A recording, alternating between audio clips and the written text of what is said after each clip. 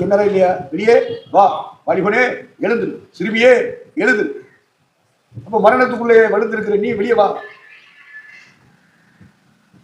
அந்த இதுக்குள்ள உட்காந்துக்கிட்டு பறந்துருவோம், நாங்கள் பறந்துருவோம். இந்த பறவைகள் எல்லாம் வலை கூட வேடம் பிரிச்ச வழக்கில் போய் சிக்கிக்கிட்டு பறந்துருவோம். ஆரம்பத்தில் வேடன் இற போடுறான். எதை பிடிக்க? புறாவை. இது எப்பவுமே சிங்கிளா வராது. அப்படி கூட்டமாக ஃபெல்லோஷிப் அப்படி பறந்து உட்காந்து அப்படியே திருப்பி. அப்புறம் இவன் என்ன பண்ணுறான்?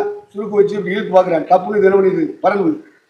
இப்படி அவன் என்னென்ன தந்திரமெல்லாம் பண்ணுறானோ அந்த புறாவை பிடிக்க எல்லாத்துலேயும் தப்பி போச்சு.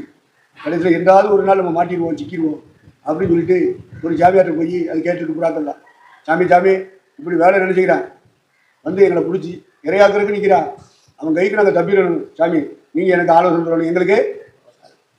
உடனே சாமியார் நீங்கள் அவன் இறையை போட்டுக்கும் போது, இறையை கொத்தும் போது இப்படி எல்லாரும் சேர்ந்து பாடணும், துதிக்கணும்னு சொல்லி கொடுத்தான். என்ன பாடணும்? என்ன துதிக்கணும்? வேடன் வருவார், வலையை விரிப்பார், நிறைய போடுவேன், அடுத்து எடுத்துக்குவேன். அப்படி சொல்லும்போது நீங்கள் என்ன செய்யணும்? சேட்டை அடித்து பறந்துடு. இவன் வலைய வச்சுட்டான், இறைய போட்டுட்டான். இதெல்லாம் அப்படி பறந்து வந்து உட்காந்துருச்சு. பத்தி இவன் இதுக்காகவே காத்திருக்கானா? அவனுக்கு வேலையே 24 மணி நேரம் தானே, கண்ணு அதில் தான் இருக்கு.